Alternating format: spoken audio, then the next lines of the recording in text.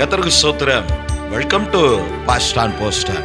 இந்த நாளுக்கான தேவனுடைய ஆசீர்வாத வார்த்தை நீதிமொழி எழுதின புத்தகம் 28ஆம் அதிகாரத்தின் 19ஆம் வசனத்தை நான் உங்களுக்காய் வாசிக்கிறேன்.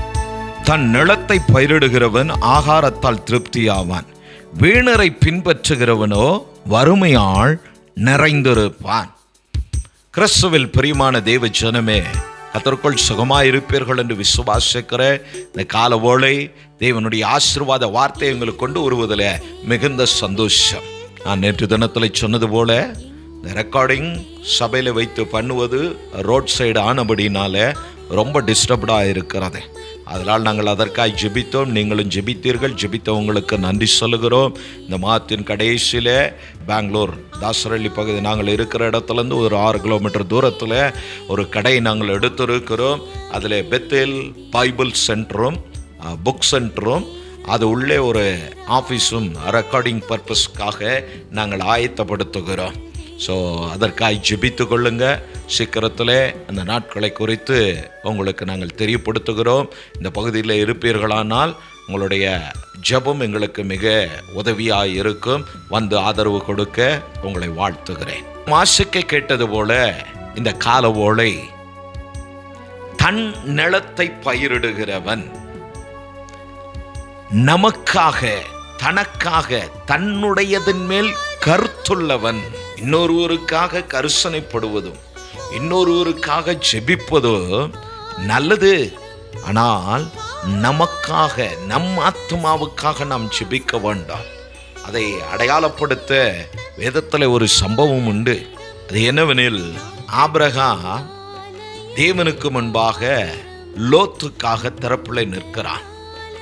தேவன் சோதோம் குமாராவை அழிக்க வேண்டும் என்று சொல்லி திட்டமிட்டு வந்திருக்கும் போது அவரிடத்துல நின்று ஜெபிக்கிறான். ஆண்டவரே, 50 நீதிமான், 30 நீதிமான், 10 நீதிமான்னு நின்று தன் சகோதரனுக்காக ஜெபித்த தேவ மனிதன், அதே தேவன் உன் சந்ததி 400 வருடம் அடிமையாக இருக்கும் என்று சொன்னபோது, ஆண்டவரே, என் சந்ததி அடிமையாக இருக்க வேண்டாம், என் விசுவாசத்தை பார்த்து எனக்கு வாக்கு பண்ணினதை நிறைவேற்றின தெய்வம் இந்த வாக்கு தத்துவத்தின் சந்ததி ஒரு நாளும் அடிமைப்பட்டு இருக்கக்கூடாது என்று சொல்லி ஜெபிக்க வேண்டிய மனிதன் ஜெபிக்க மறந்தான். அவர் சொன்னார் செய்வார் என்ற அந்த கோட்பாடில் விட்டு விட்டார். கடைசியா இந்த சந்ததி 400 வருடம் தெய்வம் சொன்னது போல அவர்கள் அடிமைப்பட்டு இருந்தார்கள். கர்த்தர் மோசேயை கொண்டு அவர்களை விடுதலையாக்கினார். கேட்டுக்கொண்டிருக்கிறதான தெய்வ பிள்ளைகளே, நாம் நமக்காக, நம் பிள்ளைகளுக்காக, நம் குடும்பத்துக்காக ஜெபிக்கிறவர்களாய் நாம் இருக்க வேண்டும். அதை தான் ஞானி எழுதினா, தன்னிலத்தில் பயிரிடுகிறவன். நம்முடைய கிறிஸ்தவ வாழ்விலே நம்முடைய ஆத்தும மிக முக்கியமானது. ஆத்தும ரட்சிப்பு விளையேறப்பட்டது என்று வேதம் அடையாளப்படுத்துகிற அவ்வார்த்தையின் அடிப்படையில் தெய்வம் இந்த விளையேறப்பட்ட ரட்சிப்பை நம்முடைய ஆத்மாவுக்கு கொடுத்ததற்கு நன்றி உள்ளவர்களாய் நாம் தினம் ஜெபிக்கிறவர்களாய் நாம் இருக்க வேண்டும். எப்படி வேலைக்கு போனாதான் நமக்கு சம்பளமோ, பிரயாசப்பட்டாதான் நமக்கு ஆகாரமோ, அப்படி நாம் ஆத்மாவுக்காக நாம் பிரயாசப்படுகிறவர்களாய் இருப்போம். ஆத்ம பலனற்று இருப்பது நல்லதல்ல, ஆத்ம அறிவில்லாமல் இருப்பதும் நல்லதல்ல. இது நமக்கு அவசியம், சபைக்கு அவசியம், கேட்கிற உங்களுக்கு இது அவசியம். அதனால் ஜெபம் நம்முடைய வாழ்க்கையின் பயத்தை மாற்றுங்க. ஜெபித்து பாருங்களேன். நீங்க யோசிக்கிறத விட நீங்க பண்ற ஜெபம், தேவ சமூகத்தில் செலவிடுகிற நேரங்கள் உங்கள் வாழ்க்கையில், உங்கள் குடும்பத்தில் இருக்கிறதான அந்த பயமான சூழ்நிலையை, அந்த பயத்தை அதை புறம்பாக்கி விடும். ஜெபிக்கிறவனால தான் பயம் இல்லாமல் வாழ முடியும். ஆர்வக்கோளாறுல, உற்சாகத்தில், பரவசத்தில் அல்ல. கிறிஸ்தவ வாழ்க்கை, இயேசு தம்முடைய சீஷர்கள் ஜெபிக்க கேட்டபோது பரலோகத்தில் இருக்கிற எங்கள் பிதாவே என்று சொல்லி ஜெபத்தை கற்றுக் கொடுத்தார். அதை மெமரியா சொல்லணும்னா ஒரு 2 நிமிடத்தில் அந்த ஜெபத்தை முடிக்கலாம். கடைசி நேரம் 3 வருடத்துக்கு பின்பு தம்முடைய சீஷர்களிடத்தில் கேட்கிறார், 1 மணி நேரம் விழித்திருந்து ஜெபிக்க முடியாதா உங்களாலன்னு கேட்கிறார். அப்போ வளர்ச்சியை எதிர்பார்க்கிறார், பிரயாசத்தை எதிர்பார்க்கிறார். பயிரிடுவது என்பது வேலையை அடையாளப்படுத்துகிறது. தன் நிலத்தை தனக்காக எவன் ஒருவன் கருசனை உள்ளவனாய் அதற்காய் பிரயாசப்படுகிறானோ அவன் அதன் பிரயாசத்தின் பலனால் திருப்தியாவா. முயற்சி பண்ணுங்க. நான் ஏற்கனவே சொல்லி இருக்கிறேன், என் சபையிலே அவர் கணக்காய் ஜெபித்த சகோதரன் இன்னைக்கு ஜெபமே இல்லை. இந்த ஆவிக்குரிய வாழ்வு இறந்து கிடக்கிறது, வருத்தம் அளிக்கிறது.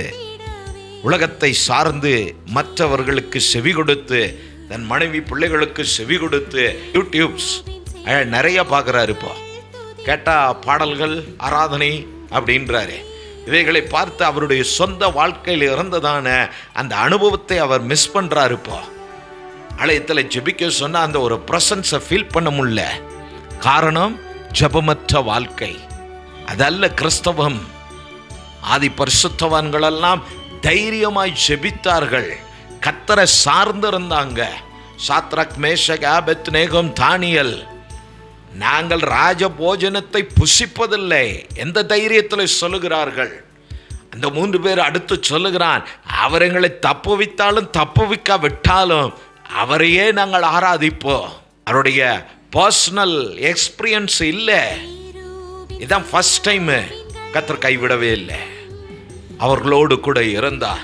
அவருடைய பயத்தை கர்த்தர் போக்கினார்.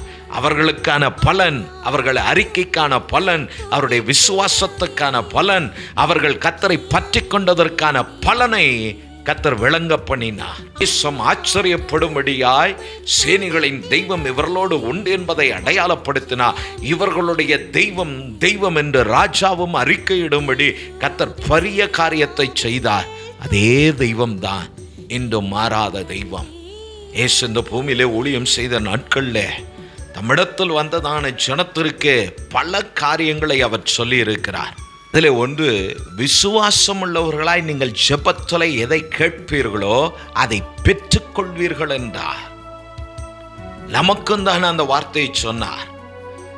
இக்காலத்தில் அவரை விசுவாசித்து நடக்கிற சபை ஜனத்திற்கு அவர் எழுதி கொடுத்தது நிச்சயம் நிறைவேறும். விசுவாசத்தோடு கூட அதான் பிரயாசப்படுவது. தன்னிடத்தில் தன் ஆத்துமாவுக்காக, உங்கள் பிள்ளைகளுக்காக, உங்கள் குடும்பத்துக்காக, உங்கள் மனைவிக்காக, உங்கள் புருஷனுக்காக, உங்களுடைய உறவுகளுக்காக ஜெபிப்பது நல்லது. அஜெபத்தின் பலனால கர்த்தர் உங்களை திருப்தியாக்க வல்லவராயிருக்கிறார். ஜெபம் நம்முடைய பயத்தை புறம்பாக்கும். நான் ஒன்று உங்களுக்கு சொல்லிக்கொள்ள விரும்புகிறேன். தொடர்ந்து நீங்கள் ஜெபிக்கிற காரியத்தில் உங்களுக்கு பதில் கிடைக்கவில்லை, இல்லையெனில் நீங்கள் ஜெபித்த காரியம் உங்களுடைய விருப்பங்களின்படி நடக்கவில்லை, தெய்வம் அதற்கு இன்னும் பதில் கொடுக்கவில்லை, செவி கொடுக்கவில்லையானால் தைரியமாய் நான் சொல்லுவேன், நீங்கள் உங்கள் வீட்டில் இருந்து ஜெபிப்பதை விட உங்கள் ஆலயத்தில் போய் அன்னாளை போல ஜெபித்து பாருங்க. உங்கள் ஊழியக்காரர் இடத்துல கேட்டு போய் ஆலயத்தை திறந்து கொடுக்க சொல்லி, ஆல்மோஸ்ட் சபைகள் திறந்தான் இருக்கும், போய் ஜெபிங்க. அவர் கணக்க அங்கே உட்காந்து நீங்கள் சந்திக்கிற அந்த காரியத்துக்காக, அந்த போராட்டத்திற்காக, அந்த பலவீனத்துக்காக, வியாதிக்காக, பிள்ளைக்காக, குடும்ப சூழ்நிலைகளுக்காக, பிள்ளைகளின் எதிர்காலத்திற்காக, படிப்புக்காக, பண தேவைகளுக்காக தினமும், ஒரு நாள் அல்ல, தினமும் ஆலயத்தில் போய் போராடி ஜெபிங்க. இல்லையெனில் அன்னாளை போல, யாக்கோபை போல ஒரு நாள் முழுவதும் தேவ சமூகத்தில் தீர்மானத்தோடு ஜெபித்து பாருங்க. நிச்சயம் உங்கள் ஜெபத்திற்கு பதில் கொடுத்து உங்களை திரும்பும் போது அன்னாளை மகிழ்ச்சியோடு அனுப்பினது போல, அன்னாளை களிப்பாக்கினது போல கர்த்தர் உங்களுக்கு நன்மை செய்ய அவர் போதுமான தெய்வமாய், வல்ல தெய்வமாய் இருக்கிறார். கேட்டுக்கொண்டு இருக்கிறதான தெய்வ பிள்ளைகளே, விசுவாசம் உள்ளவர்களாய் இயேசு ஜெபிக்க சொன்னார். அதை அப்போஸ்தலனாகிய பவுலை கொண்டு சபைக்கு ஆவியானவர் எழுதும் போது சொன்னால், நீங்கள் சோதனைக்குட்படாதபடி ஜெபியுங்கள் என்று. நம்முடைய கிறிஸ்தவ வாழ்க்கையில் நமக்கு வருகிற சோதனைகள், போராட்டங்கள் ஏராளம் உண்டு. ஏன் நாம் எப்படியும் அந்த நித்தியத்தை சேரக்கூடாது. ஆதி மனிதனாம் ஆதாமையும் ஏவாளையும் கெடுத்து போட்டவன் இன்றும் சபைக்குட்பட்டு இருக்கிறதான குடும்பங்களை, உங்களையும் தெய்வ ஊழியர்களையும் பிள்ளைகளையும் கெடுப்பதிலே அவன் மிகுந்த கருத்துள்ளவனாய் இருக்கிறபடினாலதான் இவ்வார்த்தைகள் எல்லாம் எழுதப்பட்டது. நீங்கள் சோதனைக்குட்படாதபடி விழித்திருந்து ஜெபிங்க. நமக்கு பாடுண்டு, போராட்டம் உண்டு, பலவீனம் உண்டு.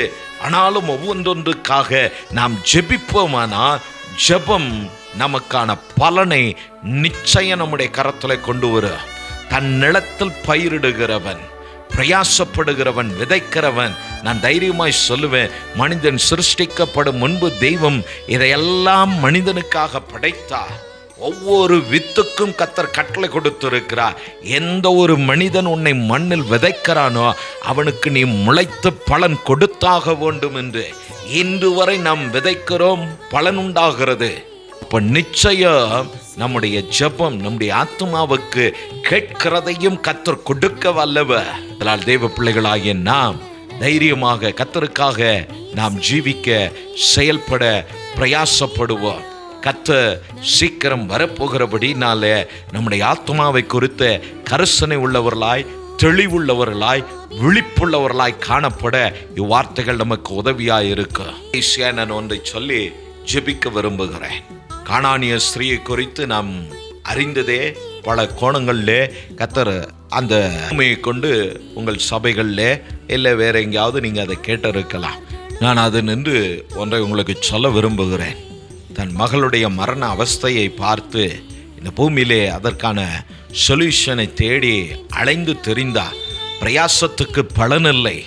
கடைசியா இயேசுவை குறித்து கேள்விப்பட்டு ஒரு நாள் பிரயாணப்பட்டு அவருடைய சமூகத்துக்கு வந்து நின்ன அந்த தாய் இயேசுவை பார்த்த உடனே சொல்லுகிறார்கள், என் மகளுக்கு உதவி செய்ய வேண்டும், மரண அவஸ்தைப்படுகிறார். கேட்டார், ஆனால் பதில் உடனே கொடுத்தாரா? யோசித்து பாருங்க. பல மணி நேரங்கள் காத்திருக்கிறார்கள் தெய்வ சமூகத்தில். பதில் கிடைத்தாதான் போவென்ற தீர்மானத்தில் இருக்கிறாங்க. ஒரு புறஜாதியார், கேள்விப்பட்டு வந்தவர்கள், தேவனுடையவர்கள் அல்ல. பேதுரு ரெக்கமெண்ட் பண்றார், அதற்கும் தெய்வம் செவி கொடுக்கல. கடைசியா சொல்லுகிறார், பிள்ளைகளின் அப்பத்தை நாய்க்குட்டிகளுக்கு கொடுக்க முடியாது என்னப்போ. அந்த தாய் சொல்றா, பரவாயில்ல, அந்த பிள்ளைகள் சாப்பிட்டு விழுகிற துணிக்கையினால நான் திருப்தி ஆகக்கூடாதான்னப்போ. இஸ்ரவேலருக்குள்ளும் சபைக்குள்ளும் இப்படிப்பட்ட விசுவாசம் இல்லையே. உன் விசுவாசம் பெரியது, சமாதானத்தோடு போன்னு அனுப்பினார். பதில் கிடைத்தது. தைரியமாய் போனாங்க. எப்போ போனாரோ அப்போ மக சுகமானா. நம்முடைய ஜெபத்தில் நாம் அப்படி உறுதியாக இருக்க வேண்டாம். என்ன போராட்ட சோதனை ஆனாலும் தைரியமாய் நான் சொல்லுவேன், அப்படி ஜெபிங்க, கர்த்தர் பெரிய காரியத்தை செய்வார். ஜெபம் நம்முடைய வாழ்க்கையின் அனுபவமாய் மாறட்டும். தேவைப்படும் போது ஜெபிப்பதல்ல, ஜெபம் நம்முடைய வாழ்க்கையின் அனுபவமாய் இருக்குமானால் இந்த பூமியின் வாழ்விலே பயமற்ற வாழ்வு வாழ அஜெபம் தெய்வம் நம்ம கிருபை செய்ய போதுமானவராய் இருக்கிறார். கண்களை மூடி என்னோடு கூட சேர்ந்து ஜெபிங்க. ஆண்டவரே, இந்த கால ஓலைக்காய் சோத்திரம். ஆசீர்வதிக்கப்பட்டதான இந்த கால ஓலை ஆண்டவரே, தன் நிலத்தில் பயிரிடுகிறவன் அதன் பலனால் திருப்தியாவான் என்ற வார்த்தையின்படி ஆண்டவரே, தன் நிலமாகிய தன் ஆத்மாவுக்காக, தன் வாழ்வுக்காக, தன் கிறிஸ்தவ வாழ்வுக்காக, தன் சபைக்காக, தன் குடும்பத்துக்காய், தன் மனைவிக்காய், தன் புருஷனுக்காய், தன் பிள்ளைகளுக்காக, ஆண்டவரே தன் குடும்பத்தாருக்காக, குடப்பிறப்புகளுக்காய், உறவுகளுக்காக, தேசத்திற்காக ஜெபிக்கிறவர்களாய், பிரயாசப்படுகிறவர்களாய், பயிரிடுகிறவர்களாய் கர்த்தரை மாற்றும்படியாய் நாங்கள் ஜெபிக்கிறோம். என்னோடு ஜெபிக்கிறவர்கள் ஆண்டவரே, நீண்ட நாளாய் ஜெபித்து பலனில்லையே என்று சொல்லி இயங்குகிற உம்முடைய பிள்ளைகளுடைய வாழ்வை கர்த்தர் மாற்றுவீராக. அங்கே இருக்கிற பயமும் கிளேசமும் ஆண்டவரே போராட்டத்தில் நின்று இயேசுவின் நாமத்தினாலே ஊழியக்காரனாய் இவருடைய பாண்டேஜை பிரேக் பண்ணி இவர்களை விடுதலை செய்கிறேன். ஆண்டவரே, வாழ்வு மறுமலர்ச்சி உண்டாகட்டும். இவருடைய குடும்பத்தில் ஒரு மறுமலர்ச்சி உண்டாவதாக. நன்மைகள் தொடரட்டும். ஆண்டவரே, சமாதானத்தின் தேவன் எல்லா போராட்டங்களையும் எல்லா நெருக்கத்தையும் உடைத்து சமாதானத்தோடு இந்த கிறிஸ்தவ வாழ்க்கையை தொடர கர்த்தர் பிள்ளைகளுக்கு உதவி செய்வீராக.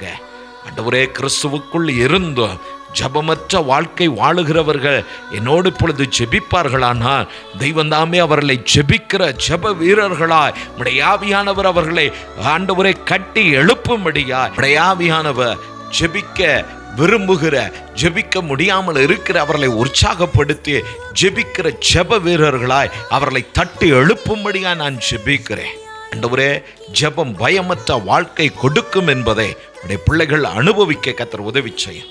ஆண்டவரே, இந்த நாள் பிரயாசத்தின் பலனை இவர்களும் இவர்கள் குடும்பமும் அனுபவிக்கட்டும் என்று சொல்லி நான் வாழ்த்துகிறேன். கர்த்தர் கூட இரும், சாட்சியை கேட்க உதவி செய்யும். இயேசுவின் நாமத்தினாலே ஆமென், ஆமென்.